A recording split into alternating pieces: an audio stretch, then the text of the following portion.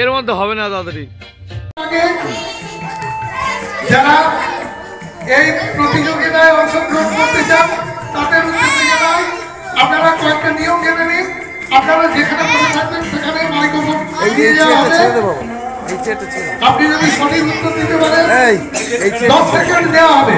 10 সেকেন্ডের মধ্যে আপনি যদি সঠিক উত্তর দিতে পারেন তাহলে আপনাকে পুরস্কৃত করা হবে।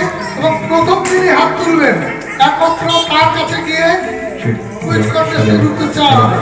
প্রথম যিনি হাত তুলবেন একমাত্র তার কাছে গিয়ে কুইজ কন্টেস্টের, সে না পারলে দ্বিতীয় জন, যদি প্রথম জন না পারলে দ্বিতীয়, দ্বিতীয় না পারলে তৃতীয়, এইভাবে এগিয়ে যাবে। কেউ আপনার কাছে আসবে না, এখানে আসার প্রয়োজন নেই। আমাদের মাইক্রোফোন পৌঁছে দেওয়া হবে। যিনি হাত তুলবেন তার কাছে মাইক্রোফোন পৌঁছে দেওয়া হবে। সেই মাইক্রোফোনে আপনি বলবেন, সারা গ্রামের মানুষও শুনতে পাবে।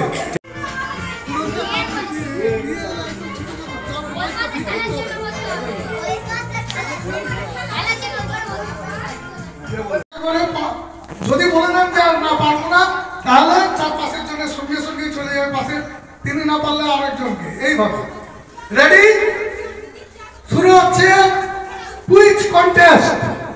আমরা সবাই ক্লাব কালীনগর সামের ঘাটের খুব কাছে,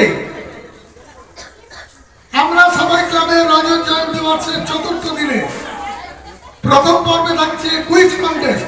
শুরু হচ্ছে কুইজ কন্টেস্ট। প্রথম প্রশ্ন,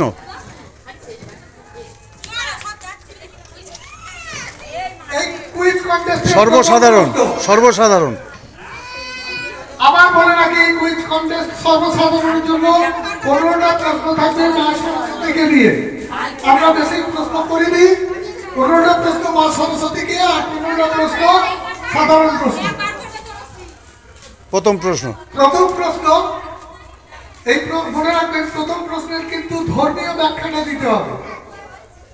যদি একান্ত কেউ না পারেন তখন বৈজ্ঞানিক ব্যাখ্যা দিলেও চলবে। প্রথম প্রশ্ন, সরস্বতী পুজোর আগে কুল খেতে নেই কেন? সরস্বতী পুজোর আগে কুল খেতে নেই কেন? হাত তুল। ধর্মীয় প্রশ্ন, যারা পারবে হাত তুলবে। বলো।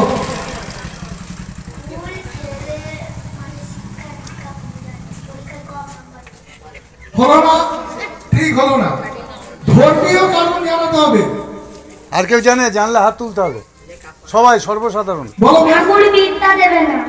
না, এ তো ঠিক হলো না, ওভাবে হবে না। ধর্মীয় কারণ, সরস্বতী পুজোর আগে কুল খেতে নেই কেন? কেউ যদি জানেন হাত তুলতে পারেন। না না, এটা ঠিক হলো না। ধর্মীয় কারণ বলতে হবে। ধরে নিচ্ছি কেউ পারবেন না, বৈজ্ঞানিক কারণটা কেউ যদি জানেন বলুন।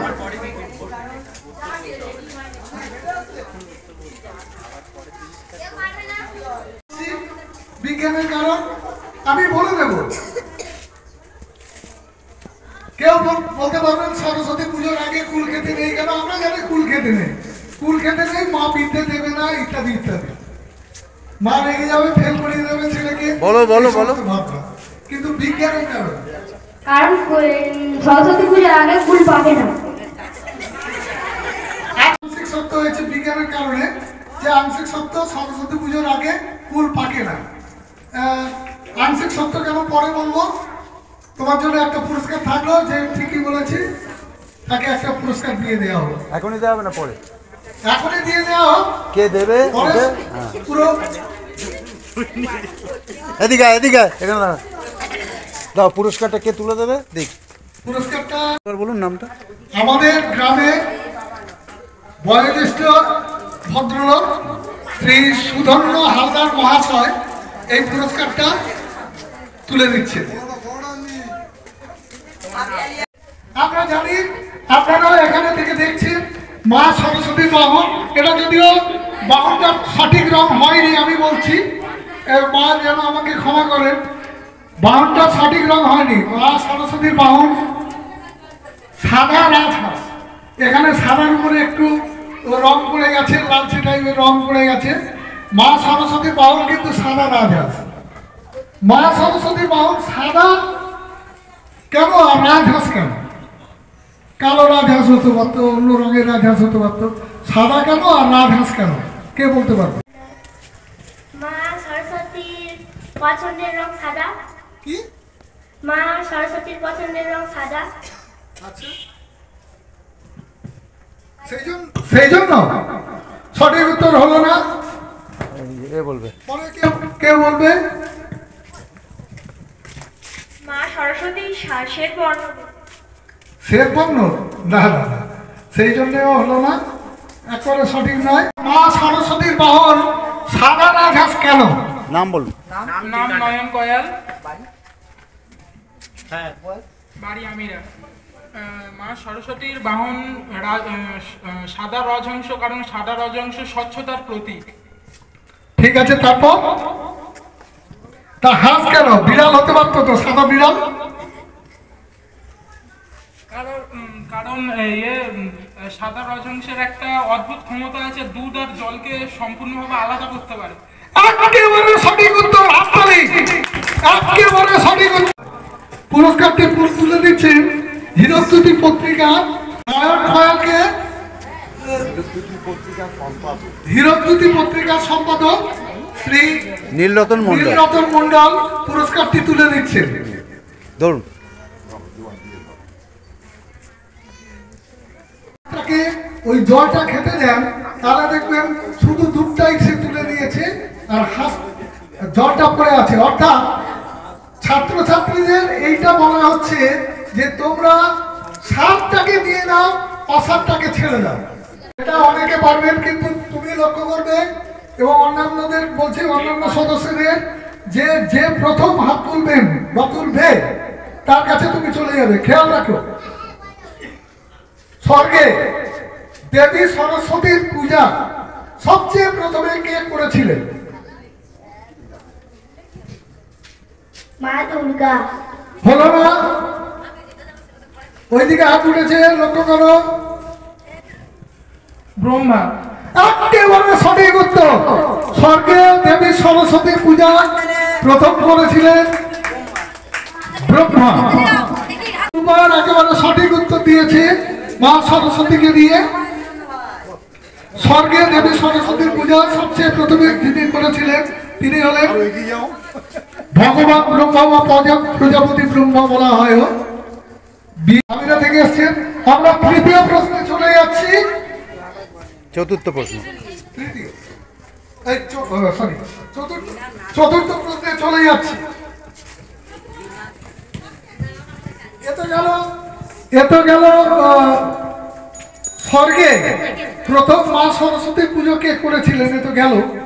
এইবারে আসে যে মর্তে অর্থাৎ পৃথিবীতে সরস্বতীর পুজো প্রথম কে করেছিলেন? পৃথিবীতে সরস্বতীর পুজো প্রথম কে করেছিলেন? মর্তে। মর্তে। এর মাঝখানে একটা কথা বলি, দয়া করে কেউ নেট ঘাঁটবেন না, নেট খুলে দেখবেন না। একটা কথা বলি, ছোট্ট প্রশ্নগুলোর জন্য দয়া করে নেট ঘাঁটবেন না। মর্তে সরস্বতী পুজো প্রথম কে করেছিলেন? কেউ পারবেন? জানলে হাত তুলবেন। জানলে হাত তুলুন, জানলে হাত তুলুন। কে করেছিলেন? বলছে এদিকে। হ্যাঁ, তুমি না। মর্তে সরস্বতীর পূজা প্রথম কে করেছিলেন? কালিদাস। কালিদাস? না না না, হলো না। এইবারে না, পঞ্চম প্রশ্ন। পঞ্চম প্রশ্ন আসছে, সরস্বতী পূজার দিন ভারতের কোন রাজ্যে সবচেয়ে বেশি ঘুড়ি ওড়ে? আমাদের বিশ্বকর্মা পুজোর দিনেতে ঘুড়ি ওড়ানো হয়, অন্যান্য দিনে তো হয় শীতকালে। আর সরস্বতী পূজার দিন ভারতের কোন রাজ্যে সবচেয়ে বেশি ঘুড়ি ওড়ে? অনেক জায়গায় ঘুড়ি ওড়ে সরস্বতী পুজো, অনেক রাজ্যে। তার মধ্যে কোন রাজ্যে বেশি ঘুড়ি ওড়ে বলো? নাম বলো, নাম বলো, নাম দীপায়ন, বলো। ইন্ডিয়া। ও রাজ্য, রাজ্য, ইন্ডিয়া, ইন্ডিয়া একটা দেশ। পরে নাম ধ্রুবপাত্রকারীনগর, বিষ্ণুপুরে। হলো না, বিষ্ণুপুর, একেবারে হলো বিষ্ণুপুর না। রাজ্য নয়। না না না, পশ্চিমবঙ্গে ঘুড়ি ওড়ে, পশ্চিমবঙ্গেও ঘুড়ি ওড়ে, কিন্তু সবচেয়ে বেশি ঘুড়ি ওড়ে কোন রাজ্যে? আমার প্রশ্নটা সেইটাই ছিল। বলো। উত্তরবঙ্গে। হলো না, একেবারে হলো ওগুলো তো না। জেলা। ও তো জেলা হয়ে যাচ্ছে। রাজ্যের নাম বলেছি, কোন রাজ্যে সবচেয়ে বেশি ঘুড়ি ওড়ে? 28টা রাজ্যের মধ্যে একটা রাজ্যের নাম বললেই বিশেষ নাম। কোন রাজ্যে সবচেয়ে বেশি ঘুড়ি ওড়ে কেউ বলতে পারবে? প্রশ্নটা রেখে দিচ্ছি। এই যে দেবী আমার পিছনের দিকে আর পাশে যে দেবী আছেন, আমরা যে দেবীর 4 দিন ধরে পুজো করে চলেছি, এই সরস্বতী ছাড়া ওই দেবীর আরো 3টে নাম বলতে হবে। সরস্বতী ছাড়া ওই দেবীর আরো 3টে নাম। সরস্বতী ছাড়া, আমরা তো দেবীর নাম সরস্বতী, সেই সরস্বতীর পুজো করছি। এই সরস্বতী নামটি ছাড়া আরো 3টে নাম বলতে হবে। এই চেয়ারটা রাখো। কেউ পারবে? সরস্বতী ছাড়া আরো 3টে নাম কেউ বলতে পারবেন? পিনাকানি, হ্যাঁ, গুড। বিদ্যাবতী, হলো না, পরের জনের বীণাপাণি ও সারদা। দুটো হলো, আরেকটা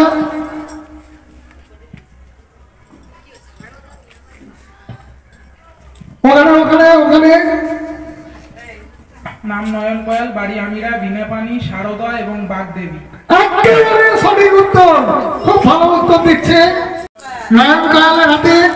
সঠিক উত্তর, 3টে সঠিক উত্তর দিতে পেরেছে। আমাদের মাত্র 6টা প্রশ্ন হয়েছে, তার মধ্যে 3টের সঠিক উত্তর দিতে পেরেছে নয়ন কয়াল। বাড়ি আমিরাতে নয়ন কয়ালের হাতে তুলে দিচ্ছেন আমাদের গ্রামের বিশিষ্ট বয়োজ্যেষ্ঠ ব্যক্তি সুধর্ম হালদার মহাশয়। হাততালি, একটা হাততালি। তারপরে দুর্গা হয়ে যাবে। এই সারদা দন্তস্বয়াকার মদয়াকার সারদা, এছাড়াও শতরূপা, সাবিত্রী, ব্রহ্মাস্ত্রী হিসেবে ব্রাহ্মণী, আর ভারতী, বাণী, বাগদেবী, এই নামগুলো আছে। পরের প্রশ্নে আমরা চলে যাচ্ছি।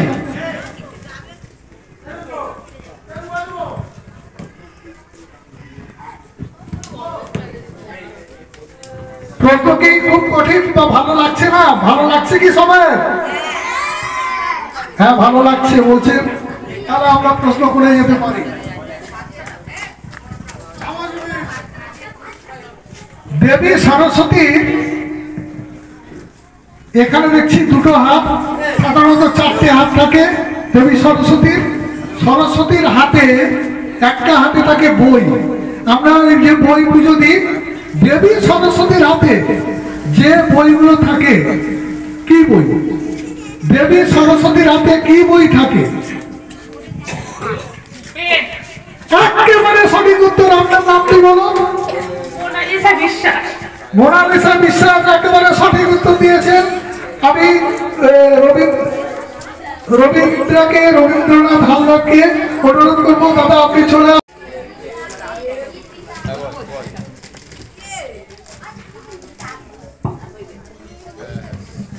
মোনালিসা বিশ্বাসের হাতে পুরস্কারটা তুলে দিচ্ছেন এই ক্লাবের সভাপতি শ্রী রবীন্দ্রনাথ হালদার মহাশয়। লক্ষ্য করুন, প্রত্যেকে দেবী সরস্বতীর হাতে একটা বীণা আছে। মা আবার গান বাজনারও দেবী। তা দেবী সরস্বতীর হাতে যে বীণাটা আছে, এই বীণাটার কিন্তু বিশেষ নাম আছে। এই বীণাটার নাম কি? দেবী সরস্বতীর হাতে যে বীণাটা আছে, এই বীণাটার বিশেষ নাম আছে। এই বীণাটার নাম কি? কেউ বলতে পারবেন? বীণাপাণি। বীণাপাণি মা সরস্বতীকে বলা হয়, দেবীকে বলা হয় বেহালা। বেহালা। বেহালা না বীণা ওটা বেহালা নয়, ওটা বেহালা নয়, ওটা বীণা। নামসি বাংলা টাম্পুরা। না না না, তারপরে অন্য যন্ত্র, এটা বীণা। বীণা পুস্তক, বীণা পুস্তক কি রঞ্জিত হস্তে ভগবতী ভারতী দেবী নমস্তে। সেতার।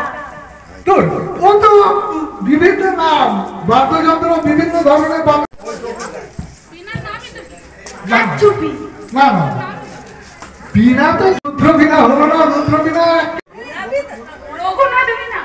একেবারে সঠিক উত্তর, রঘুনাথ বীণা। রঘুনাথ বীণা কেন? ধরুন। কার্যভোগের রাজা ছিলেন।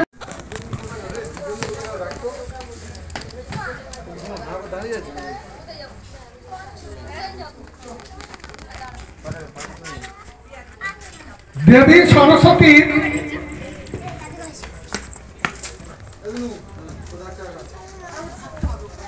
দেবী সরস্বতীর পিতা তথা স্বামীর নাম কি? দেবী সরস্বতীর পিতাও বটে, আবার স্বামীও বটে।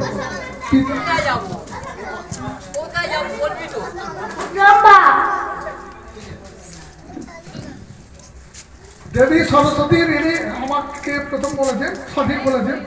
দেবী সরস্বতীর পিতা তথা স্বামী হলো ব্রহ্মা। একেবারে পিতা, আবার তিনিও স্বামী। কেন হয় একটু যদি বলেন দেখেন। তার মধ্যে একটা মত হলো দেবী সরস্বতী ব্রহ্মার মুখ থেকে জন্ম নিয়েছিলেন। দেবী সরস্বতী অত্যন্ত সুরূপা ছিলেন। ব্রহ্মা নিজের মেয়েকে জন্ম দিয়ে তার উপরে লোলুপ দৃষ্টিতে তাকাতে শুরু করেছিলেন। তখন দেবী সরস্বতী গ্রহাণুপুঞ্জের মধ্যে গিয়ে লুকিয়ে পড়েছিলেন। ব্রহ্মা যখন দেখতে পাচ্ছিলেন না, তখন ব্রহ্মা তার আগে, ব্রহ্মার ছিল 5টা মাথা। ব্রহ্মার 5টা মাথা ছিল, 4টে মাথা সাইডে আর একটা মাথা উপরের দিকে ছিল। ওই উপরের মাথাটা মানে ঘাটটা বড় করতে করতে, গলাটা বড় করতে করতে সেই গ্রহাণুপুঞ্জে চলে গিয়েছিল। গিয়ে দেবী সরস্বতীকে পেয়েছিলেন এবং তাকে জোর করে বিয়ে করেছিলেন। এবং মনে রাখবেন, তারই ছেলের নাম হলো দেবী সরস্বতী এবং ব্রহ্মার ছেলের নাম হলো মনু। দন্তন্ময় হ্রস্ব মনু। সেই মনুরই ছেলে মেয়ে যারা, তাদেরকে আমরা বলি মানব বা আমরাই। মানে মানুষ হলো দেবী সরস্বতীরই ছেলে মেয়ে। দেবী সরস্বতী নয়, দেবী সরস্বতীর ছেলে মনু। আর মনুর যারা ছেলে মেয়ে তাদেরকে মানব বলা হয়। আমরা হলাম মানব, অর্থাৎ দেবী সরস্বতীর নাতি নাতনি বলতে পারেন। আমরা মা বলি বটে, দেবী সরস্বতীর নাতি নাতনি। এ গেল একটা ধর্মীয় ইতিহাস। আর একটা ব্যাপার আছে যে দেবী সরস্বতী কিন্তু মা দুর্গার সাথে সাথে ওখানেও থাকে এবং বলা হয় মা দুর্গার কন্যা হলো দেবী সরস্বতী। এর কারণ কি?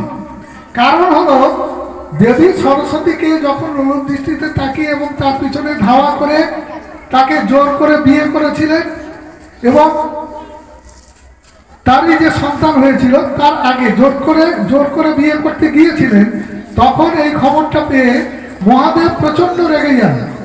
মহাদেব প্রচন্ড রেগে গিয়ে তখন তার ত্রিশূলের আঘাতে তার যে পঞ্চম মুন্ডটা ছেদ করে দিয়েছিলেন।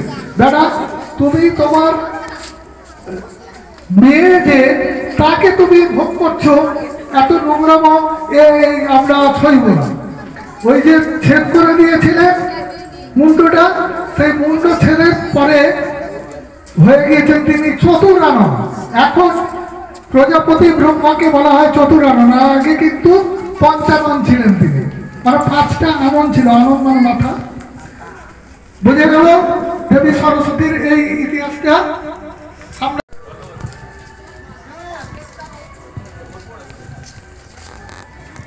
কারণ খারাপ লাগলে অবশ্যই বলবেন যে ভালো লাগছে না। আমরা অন্য প্রশ্নে চলে যাব।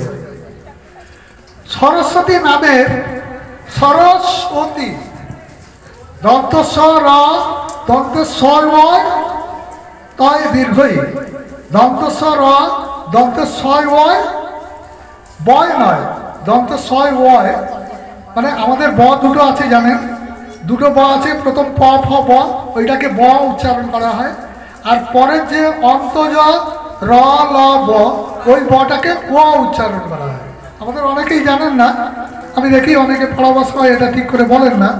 অন্তজ র ল ও তালব্যস্য, তা এই যে ও, ওই যে ওটা অন্তজ র ল ও, ওইটা কিন্তু কোনো নামের সঙ্গে নিচে বসানো হয়, ওই বটা কিন্তু এমনিতে বসানো হয় না, ওটা উচ্চারণ। যাই হোক, সরস্বতী, সরস্বতী, এই সরস শব্দের অর্থ কি? অর্থ হাঁস। হলো না? প্রবাহ একেবারে সঠিক উত্তর। নাম জানি। সরস কথাটির অর্থ হলো প্রবাহ, মানে নদীর যে প্রবাহ। বিশিষ্ট বয়োজ্যেষ্ঠ ব্যক্তি শ্রী সুদর্ণ হালদার, নামটা বলো তোমার? অরিত্র হালদার সঠিক উত্তর দিয়ে পুরস্কারটা। সরস কথাটা সঠিক।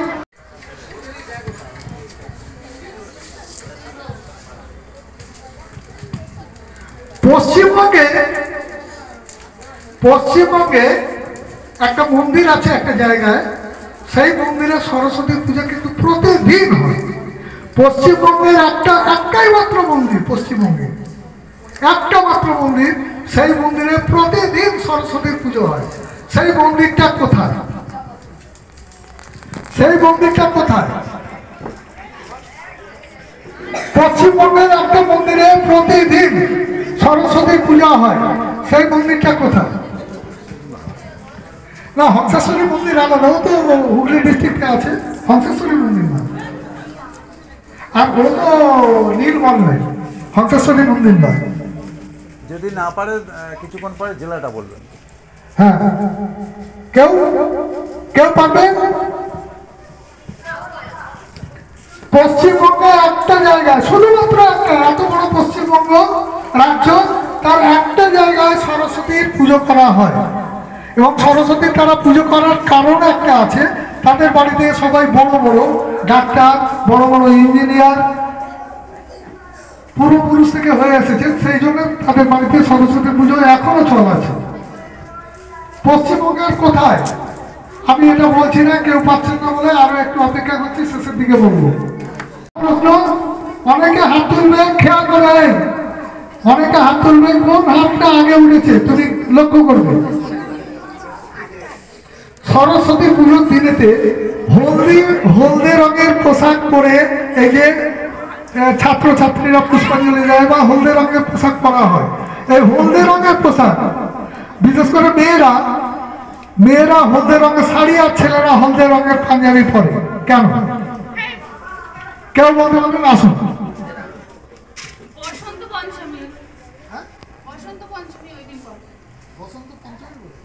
সঠিক উত্তর হলো না। নেক্সট কেউ? সরস্বতীর পছন্দ রং। একেবারে সঠিক উত্তর। নাম জিজ্ঞেস করো। রূপায়ণ কয়াল। রূপায়ণ কয়ালের জন্য জোর একটা হাততালি। রূপায়ণ কয়াল। রূপায়ণ কয়ালের হাতে পুরস্কারটা তুলে দিলেন, অনেক ধন্যবাদ। পৃথিবীর কোন দেশে, অনেকগুলো দেশে সরস্বতী পূজা হয়, তার মধ্যে ভারত ছাড়া আরো 3টে দেশের নাম বলতে হবে। ভারত ছাড়া আরো 3টে দেশের নাম বলতে হবে। কে বলতে পারবে? বাংলাদেশ, নেপাল আর ভুটান। বাংলাদেশ, নেপাল, দুটো তো ঠিকই হয়েছে, একটা হলো না, সেই জন্য আমরা চলে যাচ্ছি অন্য জায়গায়। হ্যাঁ, বাংলাদেশ, নেপাল আর জাপান। একেবারে সঠিক উত্তর। এখানেও ঠিকই বলে, একটু ঘুরে দাঁড়ান। পুরস্কারটা তুলে দিচ্ছেন নীলরতন, আপনারা দেখছেন সাদা রাজহংস, কিন্তু ভারতের অনেক জায়গায়ও আছে এমন যে রাজহংসের জায়গায় ময়ূর হলো সরস্বতীর বাহন। দক্ষিণ ভারতের আপনি কর্ণাটকে গেলে দেখতে পাবেন সরস্বতীর বাহন ময়ূর। এমনকি উত্তর ভারতেরও অনেক জায়গায় সরস্বতীর বাহন ময়ূর। তো আমরা প্রশ্ন করব যে সরস্বতীর বাহন বিদেশে একটা দেশে সরস্বতীর বাহন ও ময়ূর, সেটা কোন দেশ? বিদেশে একটা দেশে সরস্বতীর বাহন ময়ূর, কোন দেশে? বাংলাদেশে। হলো না? জাপান হ্যাঁ, জাপান জাপান হলো না? নেক্সট। বিদেশ। হ্যাঁ, আরে বিদেশ বলতে হয়। হলো না, হলো না। পরের জন। হলো না। কেউ বলতে পারবে?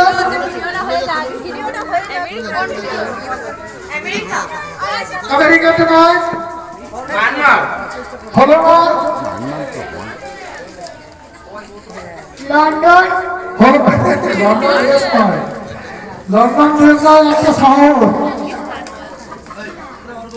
বিহার। বিহার দেশ হলো নয়, না? হ্যাঁ, বিহার দেশ। বিহার রাজ্য। বিহার দেশ। এই দেশ বলো, হ্যাঁ রাজ্য, সরি সরি। বিহার দেশের কথা বলা হচ্ছে, দেশের কথা, রাজ্যের কথা নয়। সরি। পশ্চিমবঙ্গে সরস্বতী পূজা কবে থেকে শুরু হয়? মোটামুটি একটা। পশ্চিমবঙ্গে সরস্বতী পূজা কবে থেকে শুরু হয়? কেউ? Anyone? পশ্চিমবঙ্গে সরস্বতী পূজা কবে থেকে শুরু হয়? কেউ বলতে পারবে কি?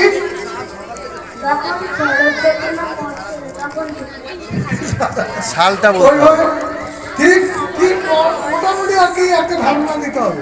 পশ্চিমবঙ্গে সরস্বতী পূজা কবে থেকে শুরু হয়? মাঘ মাসের পঞ্চমী। গঙ্গা সরস্বতীকে অভিশাপ দিতে মরতে পারছিল, তারপর থেকে না, সময়টা সময় সময় সালটা পাওয়া যায়নি, কিন্তু সময়টা মোটামুটি বোঝা গেছে কোন সময়। কেউ পারবে কি? ধরে নিচ্ছে পারবে না। পরের প্রশ্নে। 1987 খ্রিস্টাব্দে তার অনেক আরো আগে আগে, থেকে সরস্বতী অনেক আমরা, আগে। আমার জন্ম 1960 সালে, অনেক আগে। আমরাও সরস্বতী পুজো দিয়েছি। গাড়ি গেছে জানেন? তার আগে আবার বাপ ঠাকুর তারাও সরস্বতী পুজো করেছে। কাজে কাজে হ্যাপন করে না বাবা, ডিম তোকে আজকে খাওয়াবো না, গোল কারণ পাবে। ডিম খেয়ে গেলে গোল্লা পাবি। কলা খেয়ে হ্যাঁ, কলা খেয়ে গেলে গোল্লা পাবি। এই যে ধারণাগুলো আছে। আচ্ছা, বিশেষ করে ডিম আর মাংস এইগুলো ছেলেদের খাওয়ানো হয় না। পরীক্ষা দিতে গেলে নাকি পরীক্ষা ভালো হয় না। হ্যাঁ, তা কি কারণে ডিম বা মাংস খেয়ে পরীক্ষা দিতে গেলে পরীক্ষা ভালো হয় না? বিজ্ঞানের কারণে। বিজ্ঞান কি কারণে? বলবে? কারণ ওইগুলো আমি, তার মা সরস্বতীরা সব নিরামিষই খাবার খায়। আপাতত খুব সুন্দর উত্তর, খুব ভালো উত্তর, কিন্তু আমরা ওটা পুরো দিতে পারছি না। এ বলবে? কারণ প্রোটিন সমৃদ্ধ খাবার হজম করতে দেরি হয়। একেবারে সঠিক উত্তর। কি নাম? সৌভাদ্র হালদার। হ্যাঁ? সৌভাদ্র হালদার। সৌহার্দ্য এদিকে দাঁড়াও, হালদার এদিকে আমার দিকে ঘুরে দাঁড়াও। একেবারে সঠিক উত্তর আমার দিকে দিয়েছে। ঘুরে দাঁড়াও না। যে তাকে আগে পুরস্কারটা দিয়ে